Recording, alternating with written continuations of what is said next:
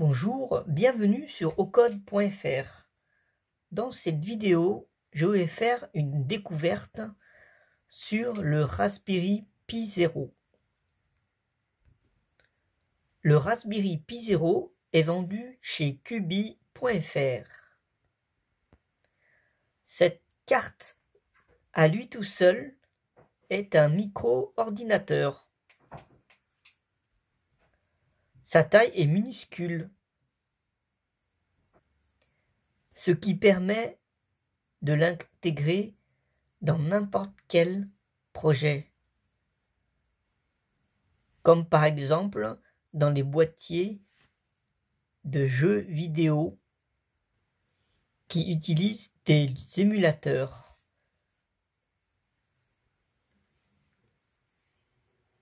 Vous pouvez constater la finesse du circuit imprimé.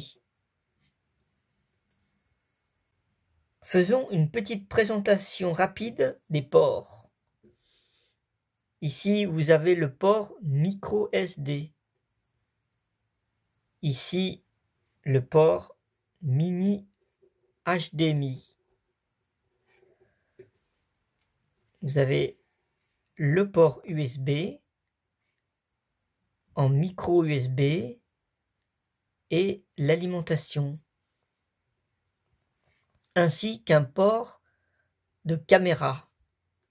Vous notez qu'ici est marqué TV. Nous avons ici le processeur ARM. À côté, une puce qui va gérer le Wi-Fi. Il y a deux versions, une version sans ou avec le Wi-Fi sur les Pi Zero. Ici, nous avons une puce qui va gérer l'alimentation.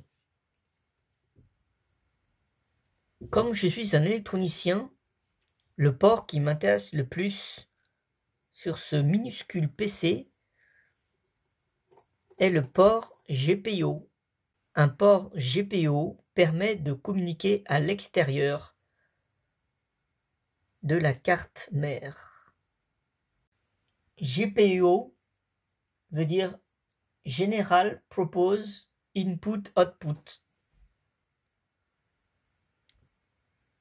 Cela se traduit par entrée-sortie à usage général. La première chose qu'on peut faire, c'est de le mettre sous tension à 5 volts. J'ai soudé la patte plus sur le plus 5 volts et la patte moins sous le 0 volts. Donc avance des pinces crocodiles. Là, 5. Et là,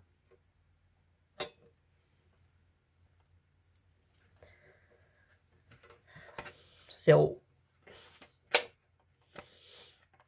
Pour le moment, notre Pi Zero n'a pas de carte SD. Elle ne peut pas démarrer. J'alimente sous 5 volts. La consommation au repos est de 30 mA, 50 même. J'éteins et cette fois-ci, je vais lui mettre une carte SD de démarrage. Une fois que la carte SD du système d'exploitation appelé Noobs insérée, j'alimente notre Pi Zero.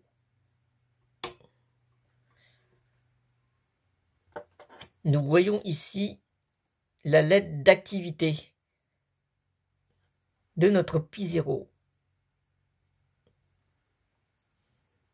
La consommation est de l'ordre de 120 mA. Pour faire fonctionner ce Raspberry Pi sous Linux, il faut se procurer un adaptateur micro SD, une carte mémoire micro SD de bonne qualité.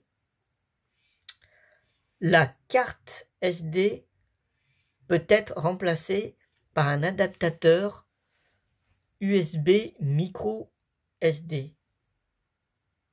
L'avantage d'utiliser un adaptateur USB micro SD, c'est que l'adaptateur est plus robuste, moins fragile. Insérez la carte micro SD dans l'adaptateur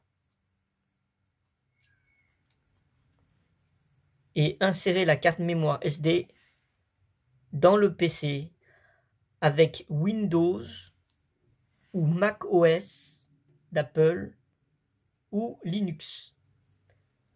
Mon choix de logiciel pour flasher la mémoire micro SD est le RPI Imager. Il est compatible sur les 3 plateformes. Après avoir téléchargé et installé le Raspberry Pi Imager, nous allons choisir le système d'exploitation auquel on va insérer dans la micro SD. Pour cela, il suffit de cliquer sur Raspberry Pi OS 32 bits. Une liste d'images va apparaître. Tout en haut de la liste, nous voyons une icône de framboise. Sélectionnez donc l'OS 32 bits. Cliquez sur le bouton Stockage. Choisir la carte à flasher. Dans notre exemple, c'est une carte de 4 gigabits. Après avoir sélectionné notre carte SD, allez dans le bouton suivant et cliquez sur Écrire. Un message nous indique que toutes les données du stockage vont être supprimées. Cliquez sur Oui. L'écriture de notre mémoire se fera en 2 phases. Il va écrire toute notre image, puis va la vérifier. Dans notre exemple, le flash de la carte micro SD dure 7 minutes. Quand vous aurez le message Raspberry Pi OS 32 bits a été bien écrite sur SDHC Card, vous pourrez alors retirer la carte du lecteur et l'insérer dans notre Pi 0.